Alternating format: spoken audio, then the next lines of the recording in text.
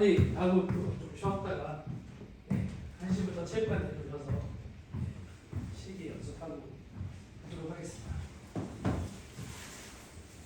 혹시 필기시험 패스 못하신 분 계신가요? 네, 필기시험 60점이 안 됩니다. 시험이 60점 돼요? 진짜? 와, 앞에 시님께서 정말 선사 같은 마음을 배우셨군요. 보통 그래서 사실 지도 연습하시면 실기에서 많이 떨어지죠. 실기에서 많이 떨어졌어요.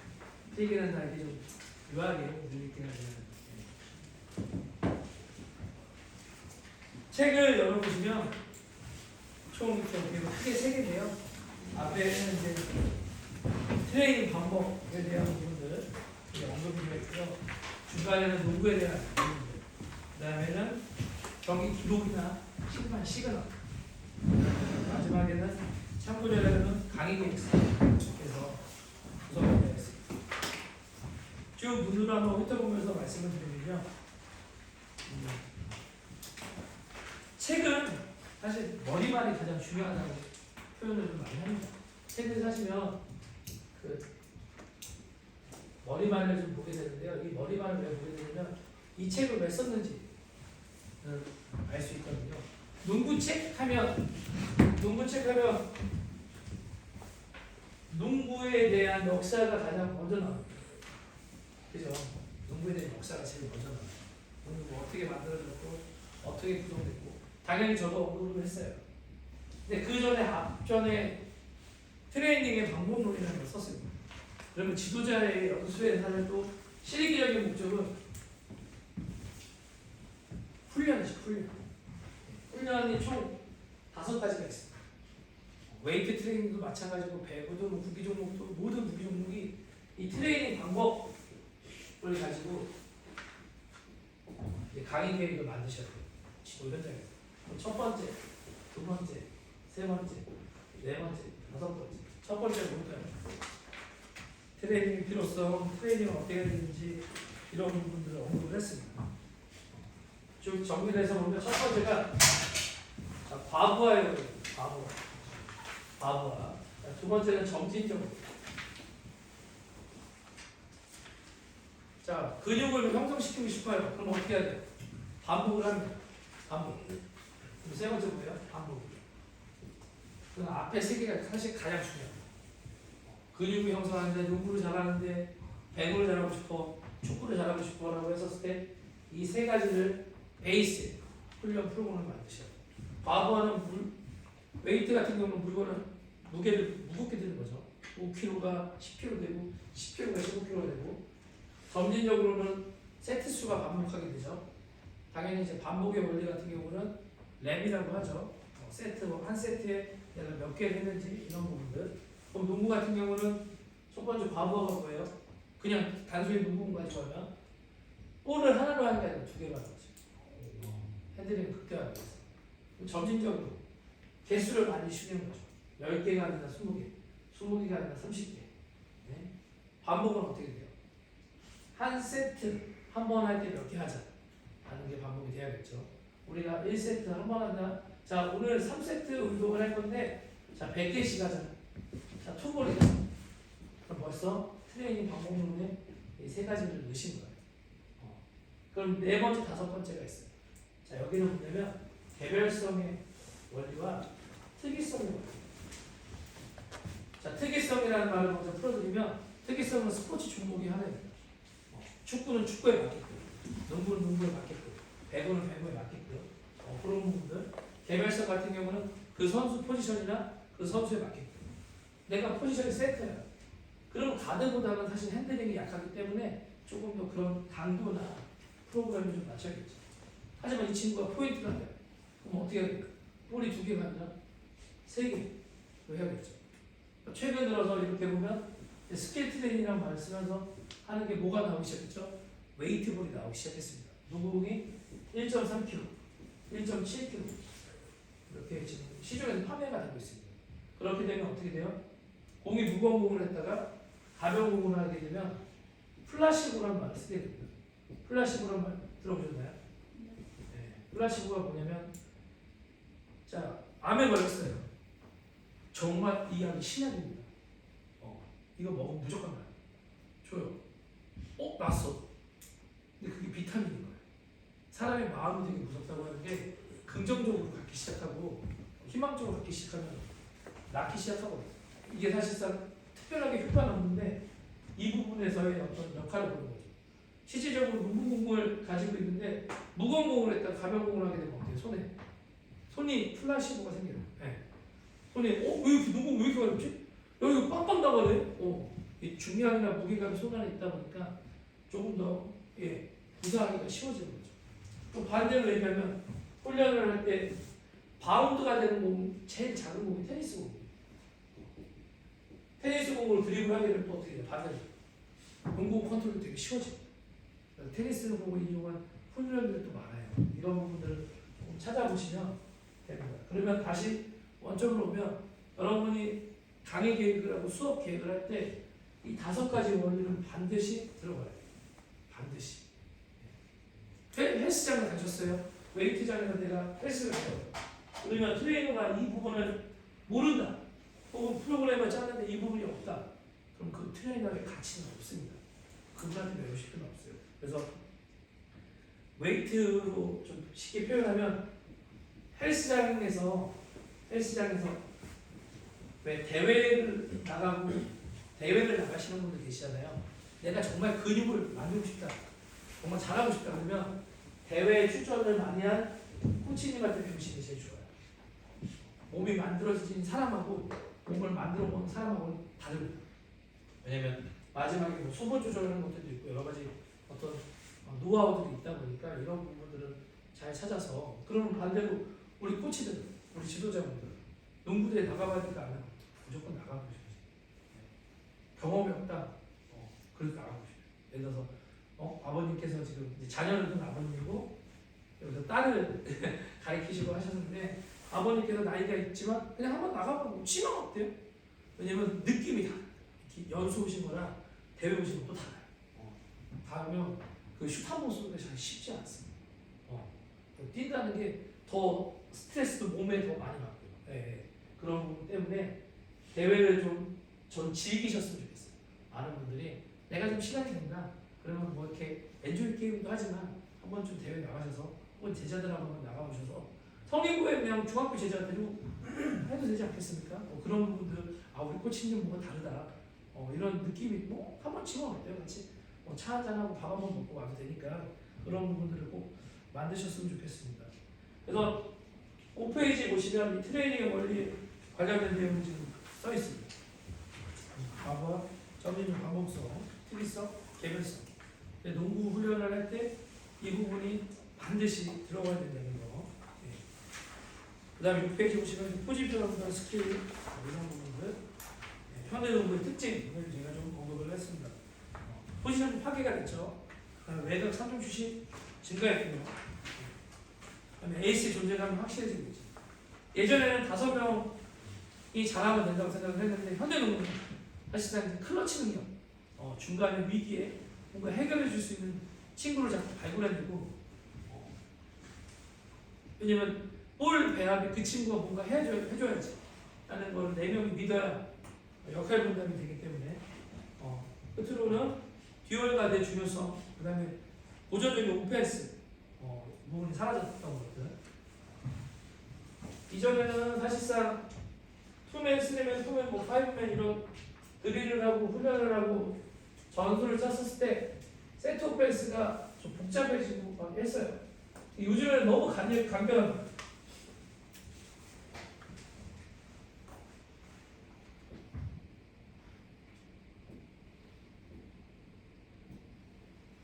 자, 골든 스테이트. 자, 골든 스테이트. 자, 커리가 드립을 치고 옵니다. 커리가 골든 스테이트 포인트가 들어가죠. 자, 치고 올 때 45도에 서 있는 게 누구냐면 그 전까지는 케빈 듀란트였어요. K. 그러면 이쪽에 항상 누가 있었어요? 지금 말씀하신 탐슨. 포인트가 아니라 때려. 안 돼. 케이디죠. 케이디 때려.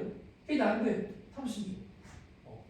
이러다 보니까 세 명이 같이 득점을 가장 많이 하는 쿼터가 뭐였죠? 3쿼터였어요. 그래서 골든스테이트 이 셋이 있었을 때는 약속의 3쿼터라고 3쿼터 때 득점이 엄청 많아졌어요. 그러면서 기본적인 훈련을 가장 지금 유소년에서 많이 하는 게요. 킥아웃 훈련을 많이 합니다. 킥아웃. 킥아웃. 자, 이 위치에 이렇게 쓰게끔 되죠. 자, 이 선수가 패스를 하고 뜁니다. 그러면 이 선수가 여기 있는 선수가 패스 주고 이 선수는 레이업을 하고 스윙을 하게 되고 이 선수는 리바운드를 해서 킥아웃을 합니다. 킥아웃한 선수는 다시 이 위치에 있는 선수에게 공을 주고요. 이 훈련은 모든 유소년 클럽에서 좀 많이 하는 편이에요. 왜냐면 볼을 바깥으로 인위적으로 빼는 연습을 좀 많이 하거든요. 왜냐면 3점 슛이 사실상 가장 많이 나오는 공간이라고. 우리가 프로농구도 보게 되면 포인트 가드가 드리블 치고 하면 항상 반대편에 선수가 막 뛰고 있어요. 45도 가는 코너에서. SK 같은 경우는 허일영 선수가 그런 역할을 하고 있고요. 예. 그 다음에 뭐 손호 같은 경우는 전성현 선수. 근데 전성현 선수 같은 경우는 사실 좀 많이 쏘죠. 사실 근데 세트 오펜스 하는 경우는 사실 코너에서 많이 3점 슛이 구사된다는 거. 모든 팀이 지금 그런 만큼의 공간을 활용하려고 하는 거죠. 현대농구는 사실상 가장 중요한 게 이 스페이스, 공간을 활용하는 거예요. 공간. 어떻게든 공간을 활용해야 돼요. 거기에 공간을 확보해야 돼요. 거기에 어떻게 또 공간을 만들어야 돼요. 공간 창조라고 하죠. 농구를 가르치셨을 때 트레이닝의 원리를 바탕으로 이 부분을 항상 언급하면서 만들어 주셔야 돼요. 예. 그래서 이 부분에서 내가 공간을 못 만든다. 내가 쏠 수 있는 공간, 내가 혼자 못 만든다라고 하면 사실상 개인 기량이 없는 거죠. 개인 기량이 없다고 하는 것 같은데요. 훈련을 받기 시작하는 거죠. 예. 현대농구가 그래서 스케이트랙이라는 말을 쓰는 이유가 이런 개인적인 부분. 이전에는 사실상 우리가 팀워크로 사실 커버가 됐는데 개인 기량을 중요시하고 있는 게 이런 부분이 압박이 들어오면 할 수가 없거든요. 현대농구가 프레스가 많다 보니까 왜냐면 트레이닝을 과학적으로 하잖아요. 그러다 보니까 기존에 있는 체력하고요. 지금 현대 선수의 체력들은 다릅니다. 그죠? 지금 선수들이 훨씬 피지컬로 좋잖아요. 그런 부분 때문에 이 세 가지 활용, 확보, 창조 이런 부분들을 언급하고 훈련을 시켜주시면 됩니다. 자, 8페이지 쭉 보시고 눈을 한번 쭉 넘겨볼게요. 농구에 대한 특성입니다. 여러분들이 뭐 농구 하셔서 포지션 별이나 이런 부분들 알고 계시는 분들이고요. 농구 장비, 규격이나 이런 부분들은 이제 여기서 제일 중요한 건 10페이지 보시면 농구가 구기 종목에서 가장 큰 공을 가지고 있습니다. 큰 공을 가지고 지구상에서 100점이 넘는 스포츠들 공은 뭐 아시겠지만 5호, 6호, 7호 사이즈로 있고요. 올해 둘레는 75에서 77. 똑같은 7호 사이즈인데 약간 제조사마다 조금씩 둘레가 다를 수 있어. 야, 몰트는 뭔가 좀 작은 것 같아. 윌슨은 뭔가 느낌이 있는 것 같아. 뭐 나이키는 어떤 것 같아. 볼마다 만드는 게 다르다 보니까. 그리고 이제 볼이죠. 둘레 이런 거 다 뭐 중요합니다. 근데 더 중요한 거는 볼의 명칭이죠. 이걸 뭐라고 하죠? 여기 이걸 판넬이라고 합니다. 판넬, 그죠? 판넬. 그리고 라인. 그립은 손으로 잡는 느낌인데 채널. 이제 이렇게 해야죠. 야, 판넬에 손을 얹고 채널에 항상 손끝이 닿아야 돼. 이렇게 가르쳐 주셨어요. 야, 그 손끝이 라인에 닿아야 돼. 이렇게 하기보다 이 명칭이잖아. 우리 코치님 뭐가 달라. 이런 느낌은 이 라인은 다 채널이라고 해요. 그러면 공을 만들 때 이 판넬과 채널이 얼마만큼 있느냐 달라요. 이거 판넬이 몇 개죠? 하나, 둘, 셋, 넷, 다 6개. 몰트는 지금 채널이 12개. 그렇죠. 판넬이 12개. 하나, 둘, 셋, 넷, 다 0. 채널 하나, 둘, 셋, 넷, 5개. 그럼 다른 공은 어떨까? 이제 한번 보시면 돼요. 내가 쓰는 뭐 나이키든 윌슨이든 그 채널과 판넬에 따라서 공이 날아가는 게 달라지고 감기력도 달라지고. 예. 정상적인 게 뭐 이따가도 다양한 공들이 있으니까 뭐 나이키도 있고 윌슨도 있고 뭐 몰텐도 있고 스타도 있고요. 내려가 보시면 연습하실 때 이런 부분들 언급하시고 보시면 좋을 것 같습니다. 그래서 판넬과 채널이라는 말 꼭 외워두시고 사실 이거 시험 문제 내려고 했는데요. 다음 기술에는 내가 하겠습니다. 자, 기타 장비입니다. 19번, 19페이지, 20페이지를 쭉 보시면 됩니다. 자, 23페이지, 24페이지, 25페이지 기본적인 것들 이제 나서보죠. 오늘 변수 29, 28, 29, 30페이지까지. 자, 이제 볼 핸들링을 합니다. 자, 볼 핸들링 하는데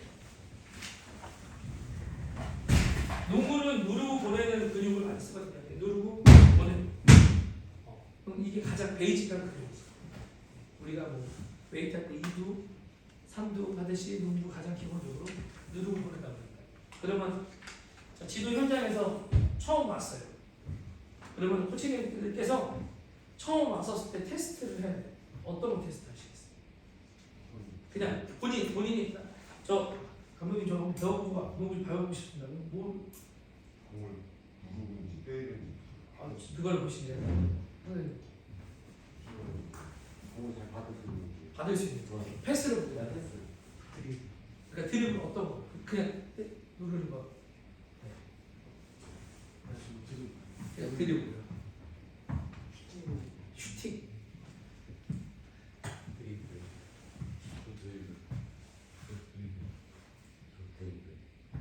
드리블 패스 슛 아 네. 볼 컨트롤. 저는 그냥 앞에서 드리블 좀 슛하거나 네. 기본적인 슈팅 같아요. 근데 그 기본적인 슈팅과 드리블 명칭이 있어야 될까요? 그렇죠. 그래서 저 같은 경우는 이제 그걸 좀 표현을 하면 척도라는 말을 쓰거든요. 뭐든지 평가라는 게 척도라는 얘기를 하잖아요. 제가 이제 이렇게 여러분처럼 사실상 지도자로서 교육을 받고 다른 데서 연습을 하고 자격증을 취득하고 하면서 사실 뒤늦은 나이에 이제 교수가 돼서 제가 배웠던 거를 증명하는 사실 이제 상황이 됐는데요. 저는 처음에 딱 농구부실에 오면 모든 분들을 만나게 되면 테스트하는 건 딱 하나예요. 팔자들이고요. 팔자들. 그럼 팔자들이 팔자로 보면 드리블을 그럼 이분이 드리블을 몇 번 치는지 봐요. 그러니까 잘하는 사람은 이거 어떻게요? 한 번에. 그럼 사실상 이것만 봐도요. 얘가 잘하는지 못하는지 딱 알 수 있어요. 네. 왜냐면 내가 수업하고 운동하는 데 있어서 한 학생을 평가하는데 사실 큰 시간이 주어지는 게 사실 힘들거든요. 그죠? 그러니까 이 말씀을 드리는 게 뭐냐면 제게 정답은 아니에요. 제게 정답은 아니에요. 그럼 여러분들이 연수가 끝나고 나면 나만의 척도를 좀 알으셔. 나만의 평가하고 이거를 용어적으로 드리블 좋아요. 자 눌러. 자, 이게 다시 끝이잖아요. 그죠? 뭐 레슨이나 비하인드나 뭐 여러 가지가 있겠지만 단순하게 이 사람이 아까 얘기하신 볼 컨트롤. 농구는 사실 손으로 하는 운동이다 보니까 내가 얼마만큼 볼을 컨트롤하냐 상당히 중요하거든요. 그러면 나는 어떤 걸로 테스트를 할까? 만약에 예를 들어서 선생님께서 어떤 저 이런 거 하나 만들어 봤어요. 너무 좋아. 그럼 어떻게 우리가 다 따라해? 다 따라해. 왜 이거 너무 잘 개발하셨습니까? 저는 이게 되게 중요하다고 생각해요. 이거를 사실상 특허가 아니라 이건 기술이잖아요. 기술적인 부분은 다 같이 좋은 거를 공유하고 하는 게 목적이다 보니까 저는 그냥 선생님 팔자들이 보는 저는 사실 평가에 집중하겠습니다. 혹시 저는요 제가 이렇게 해봤는데 요거보다 요게 더 좋은 것 같아요. 야 이거 난 세 가지도 못했는데요. 그럼 제가 다음에 지도자로서 이런 거 좀 교육 한번 해보겠습니다. 왜냐면 이건 사실 다 항상 가리키고 뭔가 배우는 거는 공유가 돼야 되니까. 그래서 저는 보통 이 볼의 척도로 팔자들을 합니다. 그래서 앞에 이 부분 말씀드렸던 게 오늘도 시험을 보실 때 이 팔자들을 보실 거예요. 그러면 이제 우리는 항상 24초 이내에 뭔가 다 해야겠죠. 농구라는 특성 때문에. 그럼 24초 동안에 기본적으로 몇 개를 해야 되라고 하셨을 때 프론트로 10개, 백으로 10개, 앞방향으로 10개, 뒤로 10개. 요거 배점이 20초. 자, 필기 시험을 다 패스하셨어요. 그럼 몇 점을 받아요? 20점 벌써 받으셨어요. 그다음 볼 컨트롤. 볼 컨트롤 안에는 뭐가 있어요? 핸들링하고 드리블이 있죠. 요걸 합쳐서 걸 20점. 그다음 뭐가 또 중요해요? 슛이 중요하죠. 득점. 그죠? 왜냐면 구기 종목 가장 중요한 순서대로 하면 사실 볼 컨트롤 아닙니까? 그 다음에 슛이죠. 득점. 그 다음 중요한 게 뭐예요? 그 다음 패스. 그 다음 중요한 게 뭐예요? 체력. 체력. 20점.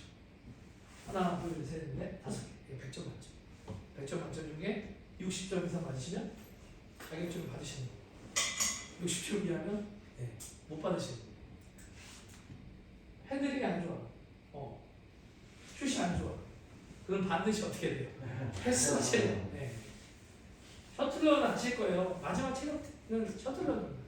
20m로 가시면 돼요. 팝스라고도 하죠. 심판 시험도 똑같습니다. 기본 남자는 몇 회죠? 86회죠. 1급. 86. 지금 말씀하신 대로 58회. 이거는 이제 보통 심판에서 이상으로 좀 이렇게 하는데 저희는 몇 개예요? 저희는 사실상 86이 됩니다. 86개. 체력이. 그러니까 저는 사실상 오늘 연수 들으시는데 마지막까지 갔다 그러면 정말 이제 이악 물고 뛰셔야 되겠죠. 왜냐면 앞에는 안 되는 거예요. 우리 이런 얘기 하잖아요. 야, 기술이 안 되면 뭐라도 줘야 돼. 체력이 줘야 돼. 이제 이거죠. 근데 이제 반대로 하면 지도 현장에서 항상 이번에도 사실 올림픽 얘기를 하는데 국가대표 선수들을 해병대 캠프에 보내셨어요. 기사가 많이 난리가 났었습니다. 왜냐면 국가대표 선수가 체력이 중요한 게 아니거든요. 이렇게 지금 생각하시면 돼요. 훈련을 이렇게 가야 돼요. 이렇게 계속 산 뛰고 언덕 뛰고 이게 중요한 게 아니라 이 부분이 다 돼야 그 다음에 이거 훈련하는 거지 이거부터 하는 건 아니거든요. 체력은 기본적인 훈련할 때 쌓입니다. 자꾸 쌓입니다. 드리블 100개 치기 쉽지 않습니다. 해보시면 알겠지만. 그죠? 오늘 훈련하시고 할 때 시험은 이렇게 된다는 거. 80m, 왜 이렇게 많이 뛰어요? 여러분들이 지도자 아시잖아요. 한번 다 해봐야 돼요. 우리 심판 시험 보는 게 아니라 지도자 시험이라고. 그러니까 만약에 선생님께서 시험 받고 볼 컨트롤 잘 되고 슛 됐어. 패스나 옆에는 이렇게 딱 보고 다른 사람들 곁에 나오면 보시면 돼요. 굳이 나는 한번 해보고 싶다. 하시면 됩니다. 시간 제한이 있나요? 당연히 있죠. 당연히 있죠.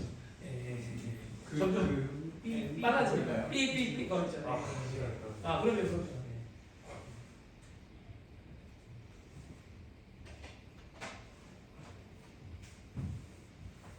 자, 그 다음에 그때 슛입니다. 슛 들어가면 마지막 하나만 더 해가지고요. 자, 볼 컨트롤 하는데 볼 핸들링 8차 드리블을 했어요. 그 다음에 가장 기본적인 드리블이 농구는 왼손 드리블, 왼손 드리블, 크로스오버, 백스 양쪽으로 해야겠죠. 그 다음에 그 다음 뭐예요? 비하인드. 자, 이거를 60개입니다. 10개씩 60개 24초 이내에. 그러면 중간에 실수만 안 하시면 충분히 합니다. 충분히 합니다. 그러면 또 이제 평가의 척도를 딱 작용한다면 더 잘하는 학생은 어떻게 됩니까? 그럼 15개씩 90개 시키십시오. 자, 그럼 선수분들 출신들이 이거 테스트하면 사실상 많이 불합격하십니다. 왜냐면 이렇게 볼핸들링 교육을 안 했어요. 어떤 감독님도 전술이나 슈팅이나 달리고 이런 연습을 했지 이 핸들링 컨트롤 연습을 안 했어요. 그러면 현대 교육 달라져야겠죠. 왜냐면 핸들링은 극대화시켜야 돼요. 그래서 이따가 연수하실 때 저글링 같은 거 배워보시고 농구 프리스타일이라고 묘기도 좀 배워보시고 뭐 대표적으로 손에 크로스 한 상황에서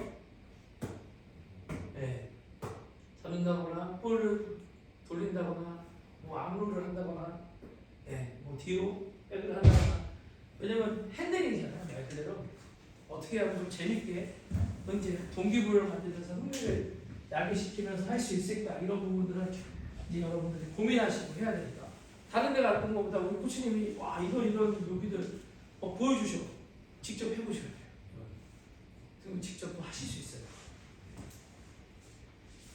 자 레이업 이제 슛 가보겠습니다.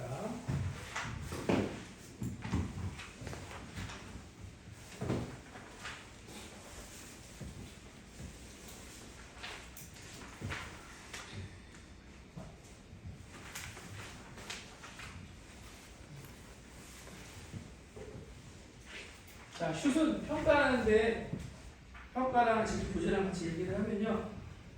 생체도 마찬가지입니다. 생체도 마찬가지입니다. 기본 양손 내역은 무조건 하실 수 있어요. 아까 생활체육 지도자 같은 경우도 가장 실기시험 보는 게 뭐냐면 양손 내역을 먼저 봅니다. 양손 내역. 그럼 페인트 존에서는 드리블을 절대 치시면 안 되겠죠. 3점 슛 라인에서는 어떻게 돼요? 드리블을 많이 치는 게 아니라 원드리블. 우리는 농구를 하시잖아요. 농구를 하면 우리는 3점슛 라인 안에가 뭐예요? 내각입니다. 내각. 바깥이 외곽이에요.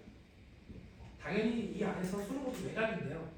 전문적으로 우리끼리 얘기하면 왜? 이제 이거를 지도 부분을 하셔야겠죠. 내가 여기서 드리블을 많이 친다는 거는 좋지 않은 습관이에요. 사실상. 농구는 드리블 많은 거를 결국 선언하지 않아요. 경기에 필요한 드리블만 해야 되기 때문에 그럼 여러분들이 3점슛 라인에서 원드리블 치고 레이업하고 반대편에서 원드리블 치고 레이업하고 그 다음에 자유투 쏘고 그 다음에 3점슛 쏘고 이게 한 번에 이루어지겠죠. 몇 초 안에? 24초 안에 24초 안에 그러면 내가 만약 오른손 레이업 못 넣었어 그럼 어떻게 해야 돼요? 왼손에 꼭 넣으셔야 돼요. 레이업 2개 중에 하나는 무조건 넣으셔야 돼요. 자유투 당연히 넣으셔야 돼요. 그럼 총 기회를 몇 번 드려요? 2번씩 드려요. 2번씩. 첫 번째, 두 번째. 근데 기술은 연결되어 있잖아요. 이 과정을 연결시키셔야 돼요. 네. 그럼 오른손 레이업 한 번 하고 왼손 레이업 한 번 하고 자유투 한 번 쏘고 외곽슛 한 번 쏘고 이걸 몇 초 안에? 24초 안에. 빠르게 움직여야겠죠. 빠르게 움직여야겠죠. 만약에 삐겠어요. 외곽 못 쐈어. 외곽 실패하신 거예요. 외곽 실패하신 거예요. 외곽 실패하신 거예요. 여기서 질문 있으십니까? 왜냐면 농구에서 뭐 여러 가지 슛이 있지만 가장 베이직한 공격이잖아요. 그죠? 네. 지도자분이라면 이 부분에서는 구사를 하실 수 있어야 하기 때문에. 질문 있습니다. 네. 연습 시간인가요? 아 그럼요. 당연히 충분히 연습 다 드리고요. 같이 배우면서 다 하나씩 해보는 거예요. 아까 얘기하신 대로 뭐 테니스 공으로도 훈련해보고 웨이트볼도 맞춰서 훈련해보고 예 여러 가지 도구 툴이 있으니까 그런 부분을 같이 언급하면서 배워보시면 돼요. 자 이제 그 다음에 패스입니다. 패스는 저희가 번호가 있어요. 1번하고 2번, 3번 연소번호 보시면 자격증이나 다 보시면 되는데 1번하고 2번하고 같이 시험을 보게 돼요. 3번하고 4번하고 시험을 보게 돼요. 저희가 총 14명이거든요. 선생님이 6번하고 7번하고 같이 시험을 보게 돼요. 그러면 체스트 패스, 바운드 패스, 언더핸드 패스 뭐 이렇게 보게 되죠. 만약에 필기 시험 합격하고 볼 핸들링 합격하고 슛 합격했어. 그냥 패스 무시 필요 없죠. 편하게 어떻게 하나 한번 보시는 거죠. 다른 사람 어떻게 하나 한번 보시는 거죠. 네. 근데 중간에 허들이 있어. 장애물. 패스는 근거리가 아니라 원거리에서 공간을 만드는 거기 때문에 정확한 승부가 필요하다 보니까 큰 허들을 가지고 패스를 할 때 이 바운드 패스할 때 이 허들을 건드리시면 안 돼요. 그러면 그냥 실패입니다. 내가 정확한 패스를 구사하지 못하는구나 하고 판단을 하기 때문에. 질문 있으십니까? 그래서 지금 보시면 우리가 훈련할 때는 그런 툴들을 써요. 왜? 지금 코치님들이 지도자분들이 정확히 하고 계시는지 봐야 되기 때문에 교재를 지금 말씀하셨던 것들을 하나하나 좀 풀어보죠. 사진과 함께.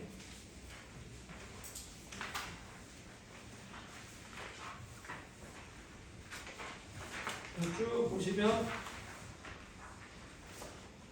43페이지까지는 설명을 했습니다. 선수의 기본기를 테스트하는 네 번째라고 보시면 일단 장애물을 이용한 테스트를 한번 직접 해보시기 때문에 이런 부분들을 교재와 바탕으로 여러분이 숙지하고 인지하시면 됩니다. 자, 복합 기능은 이제 연결되는 거죠. 예.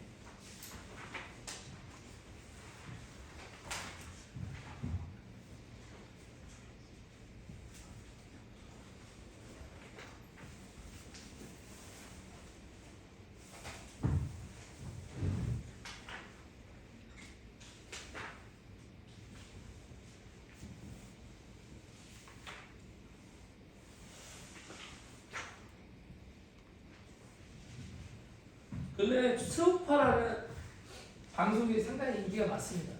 여자들끼리 브레이킹이나 팝핀이나 다양한 댄스로 배틀을 하는 프로그램인데 그런 기술을 갖기 위해서는 사실 한 동작 한 동작 끊어서 배우게 되거든요. 여러분이 농구를 가르칠 때도 드리블은 어떻게 하는 거다, 슛은 어떻게 하는 거다, 패스는 어떻게 하는 거다 이렇게 다 알려주신 상황에서는 그 다음에 이제 연결시키는 방법을 배우는 거죠. 그러면 잠시 후에 이제 저희가 다 훈련이 끝난다고 하면 제가 이렇게 장애물을 넣을 거예요. 자, 그러면 뭐 드리블로 달리시겠죠. 그럼 내가 드리블로 간다는 거는 드리블과 볼 핸들이 붙여있는 거고요. 농구는 보시면 알겠지만 공간을 만들어야 때 방향 전환을 해야 되겠죠. 그러면 기본적으로 체인지 오브 디렉션 하는데 크로스오버, 그 다음에는 렉스, 그 다음에는 비하인드, 레이업, 다시 턴, 렉스로 비하인드, 레이업 이런 식으로 이제 복합기능 연결시키는 연습을 하셔야겠죠. 학생들한테 가르칠 때도 나름대로 볼을 하나 가지고 있었을 때, 두 개 가지고 있었을 때, 세 개 가지고 있었을 때, 혹은 농구 공이 아닌 테니스 공을 가지고 있었을 때나 웨이트볼을 가지고 있었을 때 그런 부분들이 더 추가가 되면 트레이닝은 극대화되는 거죠. 훈련이라는 게 내가 한 가지 기술을 하는데 그 기술을 못하게 만드는 거야. 내가 레이업을 할 수 있어. 그 레이업을 어렵게 만드는 거야. 그래서 더보다 쉽게 할 수 있게끔 그런 적인 부분이 이제 복합 기능에 설명이 되어 있습니다. 거기에 뭐 수비하는 연습이나 뭐 푸드업이나 이런 부분들 일단 다 같이 한번 해보고 쭉 한번 눈으로 보시고 얘기하시면 됩니다. 자, 그래서 52페이지 보시면 아까 한번 코치님께서 말씀하신 대로 리드아웃, 그다음에 뭐 스크린, 뭐 이런 부분이나 클로즈, 뭐 이런 말은 똑같죠. 디나이 같은 거는 어떻게 나오는지, 퍼딩, 기브앤 뭐 이런 부분들이 항상 연결돼요.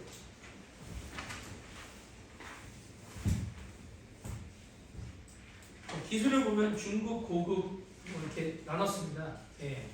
그 말은 제가 생각할 때 왜 우리 태권도 가면 흰 띠가 있잖아요. 흰 띠가 있고 노란 띠가 있고 쭉 올라가다 보면 이제 빨간 띠가 있고요. 근데 1단, 2단, 3단이 있거든요. 그럼 나는 이제 지도 현장에서 내가 생각할 때는 이거만큼은 이 시간에 해야 돼.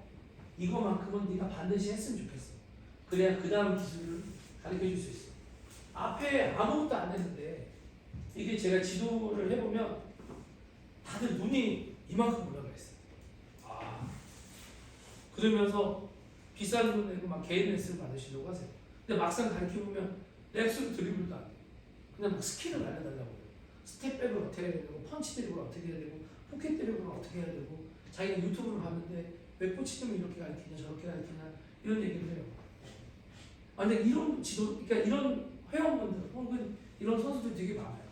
근데 다시 처음으로 돌아가면요, 처음에 중요하게 생각하셨던 걸 직접 시켜보시면요 못해요. 프로농구 선수 중에 비하인드 드리블을 못 치는 사람 상당히 많습니다. 특히 위로 포지션 올라갈수록 점점 잘 못해요. 뭐 10개, 20개, 100개 치라고 하면 100개까지 못 칠 거예요. 이게 사실 현실입니다. 그러니까 이런 부분들을 기본기가 되게 중요하다고 하는 게 손흥정 씨가 이제 손흥민을 키우면서 사실 계속 그 아들 뭐 볼드리핑을 막 많이 매스컴을 통해서 봤을 거예요. 운동장으로 뭐 10바퀴 중간에 볼 떨어뜨리면 어떻게 다시 시켰어요.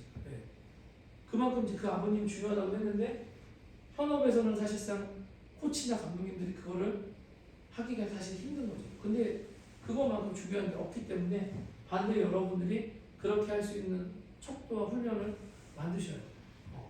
오늘은 제가 생각할 때 이거만큼 중요합니다. 이런 게 중요합니다라고 언급하고 얘기해 드리는 거고 몸소 실천하고 배우신 상황에서 다시 반대편에서 아버님은 하늘이를 대상으로 하늘 내가 이렇게 받았는데 이런 부분 중요한 것 같다. 아빠가 이렇게 영상을 봤는데 아 이건 중요하다. 찾아내셔야 되겠죠. 왜냐면 우리가 영어와 수학이 되게 중요해요. 학생들이 정말 학원을 막 찾아다닙니다. 그럼 가장 많이 가는 데가 어디예요? 대치동이에요. 왜? 잘 가르치니까. 잘 가르치니까. 1탄 강사라고 하죠. 다 대치동에 있어요. 그럼 대치동에 1탄 강사들이 얘기를 합니다. 대치동에서 공부 잘하는 애들이 분당 가면요. 분당보다 대치동 애들이 훨씬 공부 잘해요. 그럼 1탄 강사인데 분당 가면 깜짝 놀랐대요. 이 대치동 애들은 다 아는데. 왜 분당 애들은 모르지? 그럼 반대로 분당에 가르치셨다가 동탄이라는 동네 가게 되면 동탄은 분당보다 더 모르거든요. 그러면 사실상 서울대라는 말을 쓰면 동탄에서 서울대 갈 확률이 많을까요? 대치동에서 갈 확률이 많아요. 대치동이죠. 그러다 보니까 공부를 좀 잘한다. 좀 더 잘 배워야겠다라고 하는 애들이 자꾸 이 학군으로 가는 거죠. 그럼 저는 반대로 지도자나 이렇게 선생님이 중요한 것처럼 A라는 공부실 원장님이세요. 이런 가치관 가지고 지도하기 시작하면요. 다른 농구실에 있는 애들이 일로 온다고 생각합니다. 차량 운행, 서비스 당연히 중요하지만 사실 잘 가르치는 게 제일 중요해요. 잘 지도하는 게. 하루아침에 사실 티나지는 않습니다. 근데 한 서클 6개월이면 6개월, 1년이면 1년 한 번만 돌면요. 분명히 눈으로 성과가 나와요. 나중에는 사실상 성과잖아요. 결과잖아요. 네. 내가 못하는 애들을 잘 지도해서 대회에서 입상시켰어. 지도자한테도 정말 큰 동기부여가 되고요. 배우는 학생한테도 정말 큰 동기부여가 돼요. 그게 눈으로 보이기 시작하면요. 다른 데 절대 못해요. 네. 그래서 이런 부분들이 있다는 거. 그래서 저는 사실 그래서 모든 데가 이렇게 해서 경쟁을 했으면 좋겠어요. A도 그렇고 B도 그렇고 C도 그렇고 D도 그렇고 잘 가르치고 여기 잘 가르치고 여기 잘 가르치고 선택의 폭이 넓어지는 거죠. 선택의 폭이 넓어지는 거죠. 그럼 사실상 농구가 더 잘 되는 거잖아요. 저는 이게 되게 중요하다고 생각을 해요. 그래서 아까 얘기한 대로 A에서 아이가 B로 갔어. B에서 C로 갔어. 그럼 저는 그거 가지고 가슴 아파하지는 않습니다. 왜냐면 계속 농구를 했으면 하는 바람이 있어요. 중간에 포기만 좀 안 했으면 좋겠어요. 이런 얘기를 좀 그만둘 때 혹은 떠날 때 항상 얘기를 좀 하거든요. 그러면 사진 찍고 헤어지려고 이런 거 많이 하고 있어요. 왜냐면 만남보다 사실 헤어지는 진짜 중요하다고 생각합니다. 우리가 생활하면서도 이렇게 코치님이랑도 만나고 코치님이랑도 만나고 하는데 이 인연 되게 중요하잖아요. 그래서 우리가 연수나 뭐든지 마지막에 항상 하는 게 뭐예요? 사진 한 장 찍어서 서로 좀 간직하고 나중을 생각하는데 지도 현장에서나 이런 데에서는 사실상 쉽지 않거든요. 할 수 있는데 못하는 경우도 있는데 이번 기회에 이런 부분들은 헤어지면서 하고 싶은 말이나 언제 하실 수 있는 거 왜냐면 가끔 사실 서운할 때가 있어요. 왜냐면 그 아이가 그 회원이 사실 또 회비를 내고 수강료를 내고 나는 운영을 해야 되는데 그렇게 또 뭐 다른 데로 간다고 하면 사실 좀 서운하고 싶은데 그 부분을 조금 초연을 하신다면 그게 사실 현수막 한 장보다 전단지 한 장보다 SNS에 글 하나보다 사실 더 무섭거든요.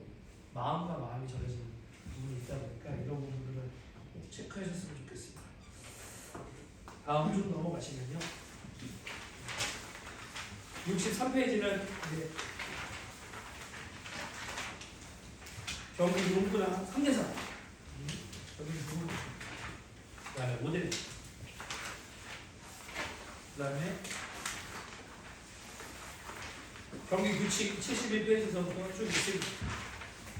그 다음에 심판의 시그널 여러 가지 부분들을 알고 계시겠지만 3점슛 같은 경우는 잘 아시겠지만 뭐 손가락을 3개 피셔도 되고 손가락에 뭐 이렇게 피셔도 되고요. 손바닥을 피셔도 되고 성공이 되면 그냥 사람마다 좀 다르게 되죠. 예. 이런 부분들이 사실 요즘에는 정답이 없습니다. 정답이. 대신 FM은 항상 알고 계셔야 됩니다. FM은 항상 알고 계셔야 됩니다. 타임아웃과 테크니컬 파워. 자, 이 부분을 한번 더 조명하면 타임아웃은 지금 그림을 보시면 77페이지 어떻게 보면 손가락으로 보죠? 하나.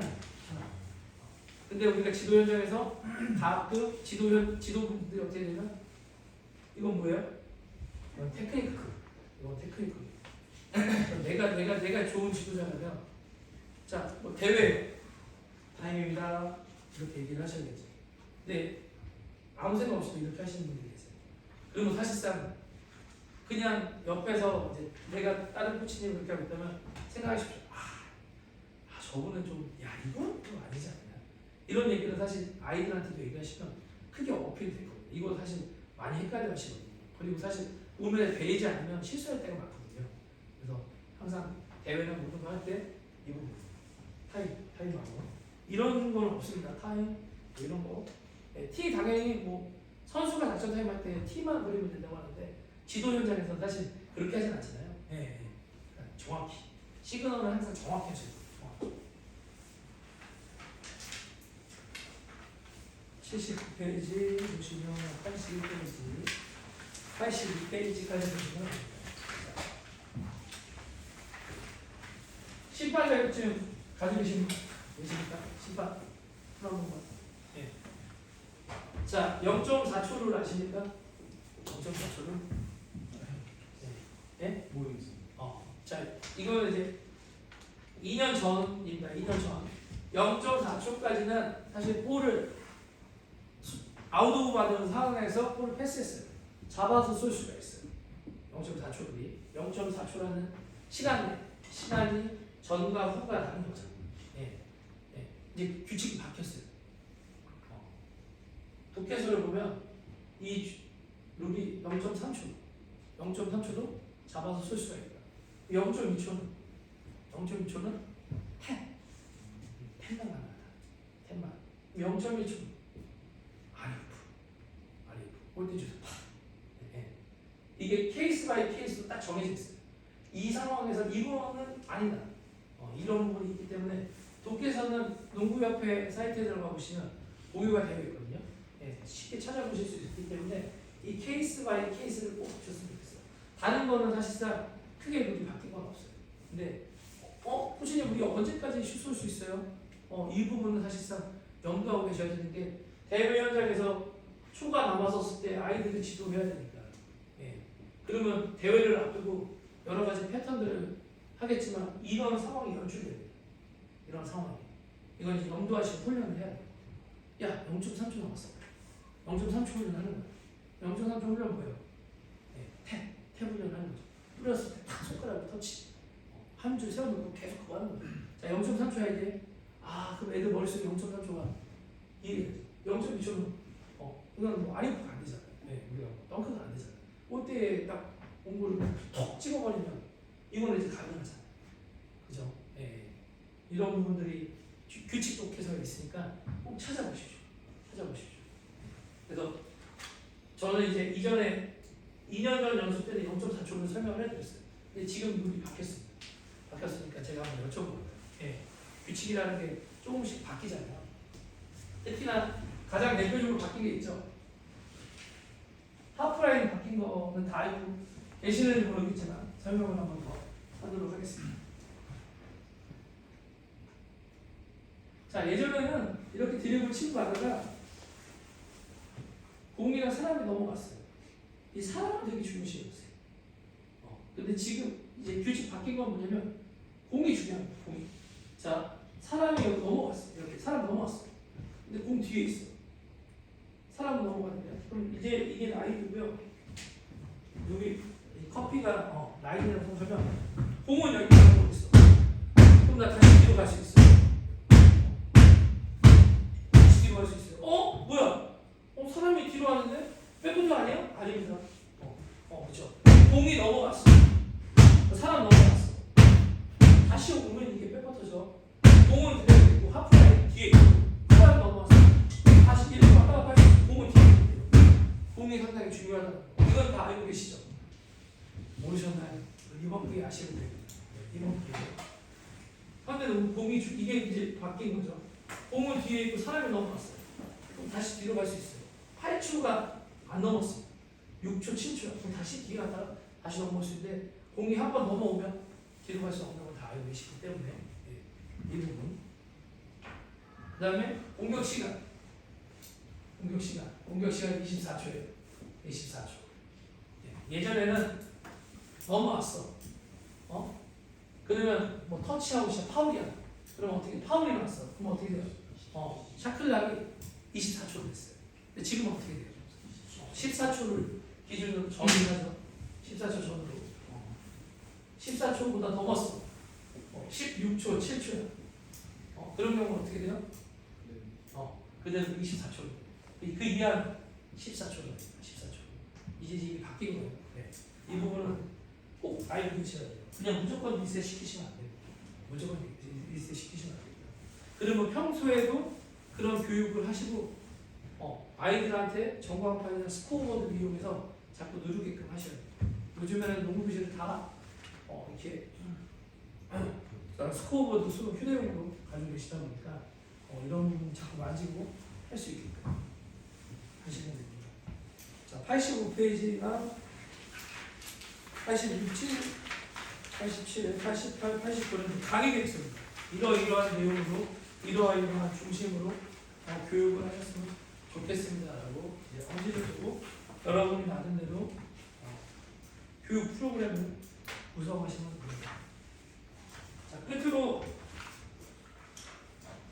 결혼을 그냥 하신 분도 계시고 안 하신 분도 계신데 연령별 4세, 5세, 6세, 7세 나이가 쭉 올라갑니다.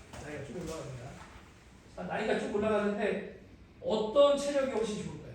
4세의 아이와 7세의 아이를 가르친다 그러면 어떤 아이가 더 체력이 좋을까요? 활동량이 4세가 훨씬 많습니다. 아이를 키워보신 분들 계시겠지만 혹시 결혼하시죠? 네. 자, 4살짜리, 5살짜리요. 집에서 못 뛰게 하면요. 밤에 절대 잠 안 자. 절대 잠 안 자. 활동을 정말 많이 시켜서 애 체력을 방전시켜야 자요. 그 나이가 어릴수록. 대신 집중도가 약해요. 집중도. 그러면 보통 유치원에서 수업을 40분 합니다. 40분. 유치원에서 11시야. 그러면 한 반에 뭐 토끼반이다 그러면 11시부터 11시 40분까지. 그럼 이제 지도를 하시는 현장에서 이 40분 동안은 기량과 이런 거보다 폭발적으로 이 아이의 체력을 방전시키는데 훈련에 초점을 두셔야 돼요. 그럼 위로 올라갈수록 어떻게 돼요? 위로 올라갈수록은 뭔가 테크닉이나 이런 부분들이 이제 올라가겠죠. 그러면 1학년, 2학년 아이들 농구부시를 가르치시다가 어떻게 돼요? 아까 얘기한 대로 체력을 폭발적으로 방전을 좀 시키셔야 돼요. 그럼 흔히 말하면 그게 이제 사실상 조금 보면 체력 유출하는 거죠. 근데 그거를 뛰고 다니는 거 아니라 공으로 할 수 있는 것 같아요. 공으로 할 수 있는 것 같아요. 그러니까 단순하게 왔다 갔다 해 이것보다는 여기에 장치를 두시는 거죠. 장치가 뭐가 있죠? 장애물들을 두시는 거죠. 장애물. 콘을 주고, 컵을 두고, 지그재그로 달리게끔 한다거나, 뒤로 달리게끔 한다거나, 이런 부분들을 이제. 왜냐면 이렇게 배운 아이가 뒤로 가면 갈수록 기본적으로 체력이 돼 있다 보니까 가르치실 때 좀 더 영리하고 그 부분에서 뛰어난 기량을 발굴할 수 있기 때문에 이 부분은 촉진하시면 좋을 것 같습니다. 끝으로는 항상 지금 강의책 보시면 85페이지가 정리운동, 준비운동보다 정리운동이 진짜 중요해요. 헬스장 가면요, 딱 내가 헬스 끝났어. 그럼 그냥 바로 가시는 분들이 태만입니다. 그리고 나서 헬스장 그 다음날 못 나옵니다. 왜 못 나와요? 근육통 때문에. 그러면 그 오늘 헬스장 거 근육을 싹 풀어줘야 돼요. 폼롤러나 이걸 눌러도 매트 위에 누워가지고 좀 이완을 시켜야 돼요. 내 몸이 운동이 끝났다는 신호를 받아야 되기 때문에.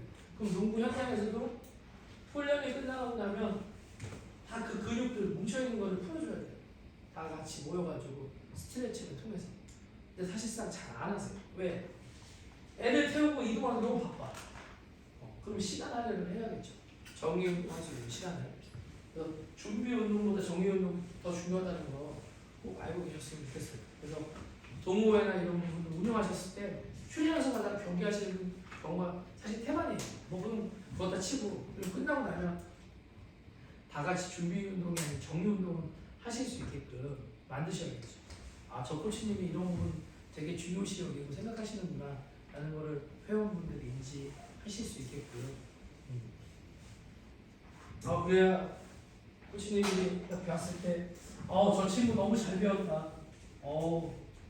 어디서 배웠어? 이런 거야. 너 어떻게 하고? 이런 것들을 되게 좀 칭찬하게 되거든요. 예를 들어서 이제 여기 원장님한테 배웠다가 이 원장님한테 갔어요. 테스트 했는데 원장님이 다 가르쳐줬어. 그럼 이 코치님 입장에서는 저기 원장님 칭찬할 수밖에 없죠. 농구를 잘한다는 거는 사실상 어떤 거죠? 네, 농구를 잘한다. 야, 정말 잘한다. 라고 이렇게 표현을 우리끼리 막 하는데 인정받는 거죠. 내가 오늘 얘 이겼어. 저 새끼 나보다 존나 못해. 그냥 한 번 이긴 거는 사실 이긴 게 아니죠. 계속 이겨야겠죠. 잘하는 사람이 인정하는 거죠. 코치님이 봤었을 때 얘가 진짜 많이 늘었구나. 야, 인정한다. 그 인정만큼 사실 기본적인 게 없거든요. 자, 연수 들으시면서 질문. 그래서 교재랑 시험 문제랑 여러분이 가지고 계셔서 집에 가서 보시고 학생들한테 보여주시고 다음 연수 때는 절대 그 문제는 출제 안 되기 때문에 근데 몇 가지는 사실 동일하게 출제가 돼요. 몇 가지는 왜냐면 중요한 포인트라고 합니다. 네. 유치원 7세들도 네. 여기 농구가 있나요? 있죠. 근데 이제 교구가 달라지죠. 쿠팡에 가보면 무소음 농구공이라고 해서 스펀지 모양을 내고 똑같은 크기에 똑같은 코치님들마다 좀 다 이렇게 교육 방식이 다른데요.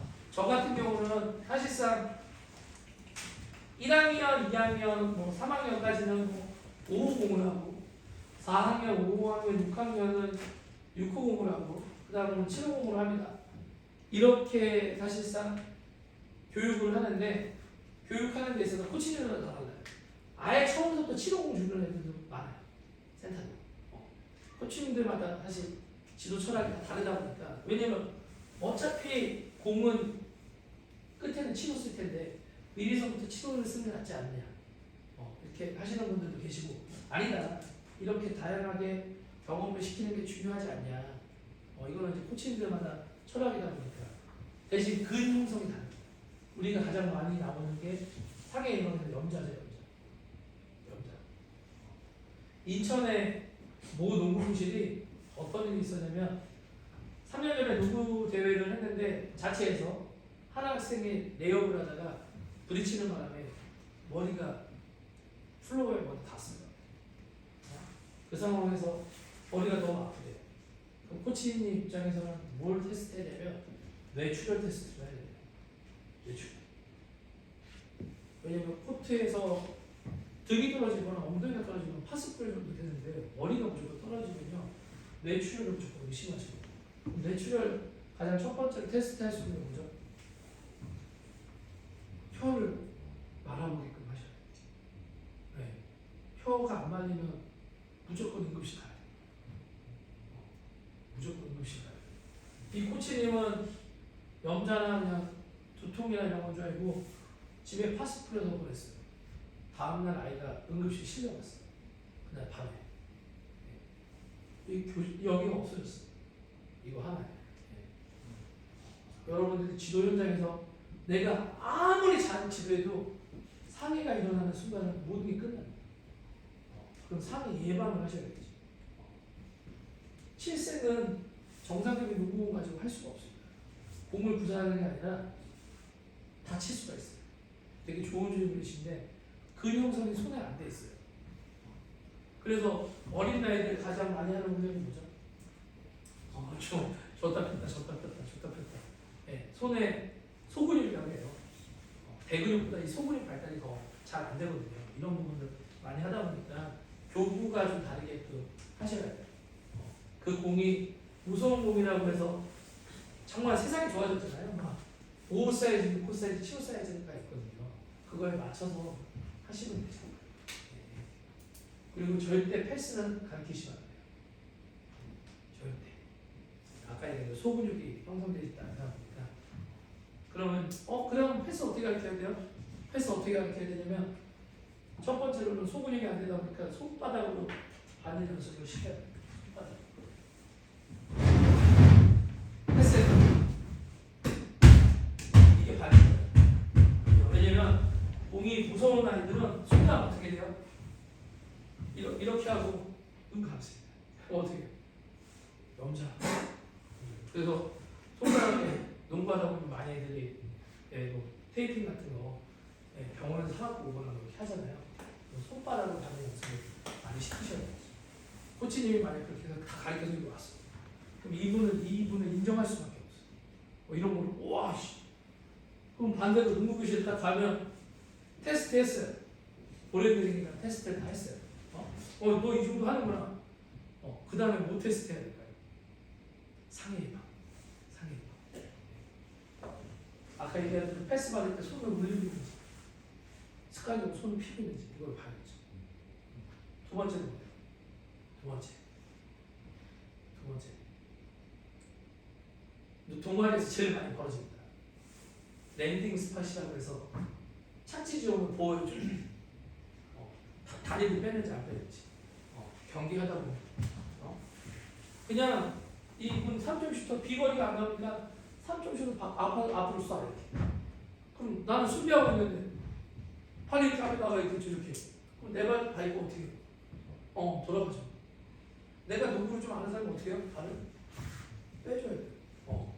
근데 이게 사실상 동아리나 동호회 운동하실 때 코치님들이 동호회를 운영한다고 그러면 무조건 매일매일 얘기해야 돼요. 듣지는 않는 게 아니라 모르는 거예요. 몸이 반응을 안 하는 거예요. 농구는 사실 잘하는 사람들끼리 하는 게 재밌다고 하는 이건 그런 거 지킬 거 지켜줘. 괜히 모르는 데는 사실 게스트 많이 뛰잖아요. 우리가 픽업 게임도 하고. 그럼 가서 다치는 이유가 뭐예요? 이 사람 모르는 거야. 막 그냥 농구하다가 그냥 온 거야. 어디서? 그러니까 모르다 보니까 파울도 막 심각하게 하고 막 가장 큰 게 사실상 내가 잘못해서 다치면 억울하지도 않아. 근데 상대편 때문에 내가 다치면 그때부터 막 형사다 민사다 소송 걸겠다 이런 부분이 좀 많이 생기다 보니까 이런 부분에서 상해 예방을 해야겠죠. 그래서 랜딩 스팟이라고 해서 착지 지점을 보여주는 연습을 해요. 대표적으로 또 뭐가 있죠? 블로킹 연습. 블로킹. 백 블로킹이나 이런 건 사실 상관없어요. 측면 블로킹 그건 상관없어요. 근데 정면 블로킹은 상당히 위험합니다. 그죠? 왜냐면 같이 착지를 하기 때문에. 그 블로킹도 때에 따라서 달라진다는 걸 알려주셔야 되고 그 연습을 좀 해야 돼요. 블록 연습. 블록 연습 어떻게 해야 돼요? 공을 던지시면 돼요. 그럼 사이드에서 뛰어오게끔 한다거나 정면에서 뛰어오게끔 한다거나 백에서 뛰어오게끔. 정면에 뛰어왔을 때 네가 이거 주의해야 된다. 이렇게 계속 인지를 시켜주셔야겠죠. 왜냐면 마지막에 다들 헷갈려 하시는 게 실린 던지거든요.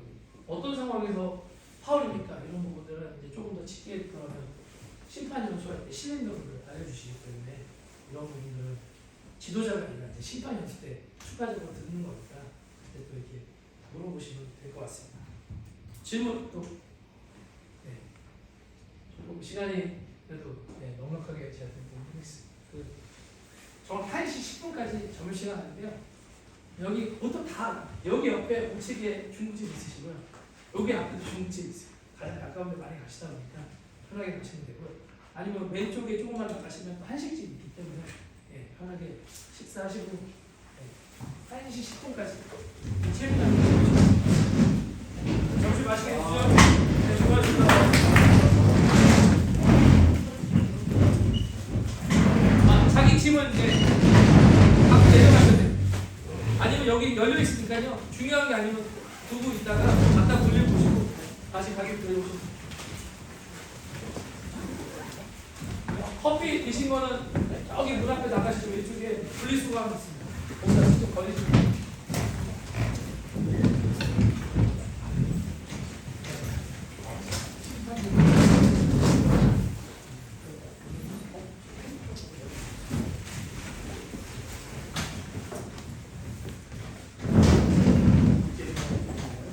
대한민국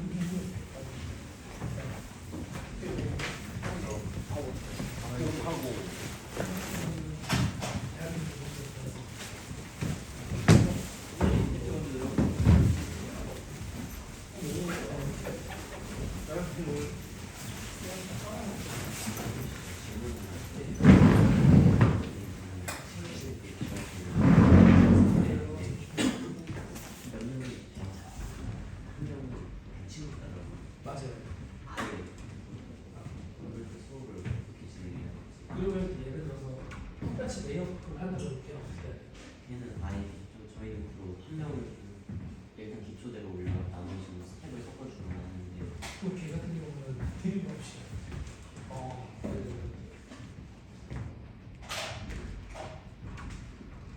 페인트 쪽이나 다른 애들은 이렇게 순서도 다르잖아. 얘는 드립을 치고 올라가고 얘는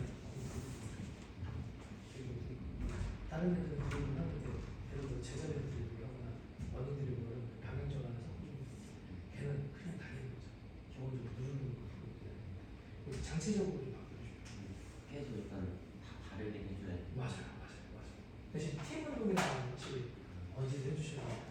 마지막에 사실상 이제 대회나 뭐 나갈 때는 이제 이 아이한테는 사실상 캐치해주고 왜냐면 드리블을 절대 시키면 안 되겠죠. 애들이 막 실수하거나 그러면 맞아. 그 방법밖에 사실 없는 것 같아요. 안 그러면 사실 아이한테 얘기해서 반을 사실 옮겨줘야겠죠. 그때 올려주잖아요. 맞아. 친구들하고 오니까 맞아. 감사합니다. 네, 아닙니다.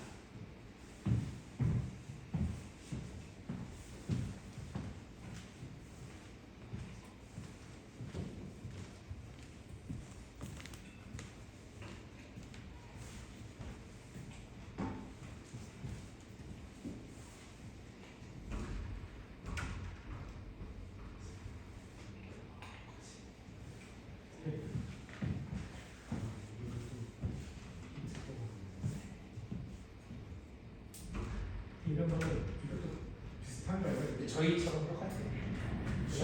네, 저 같은 경우는 저희도 사실 이틀 해야 되는데 그 부분이 이제 안 되는 것보다 최소의 법적 시간을 내는 거고 심판 같은 경우는 법적 시간을 이틀로 잡으신 거죠.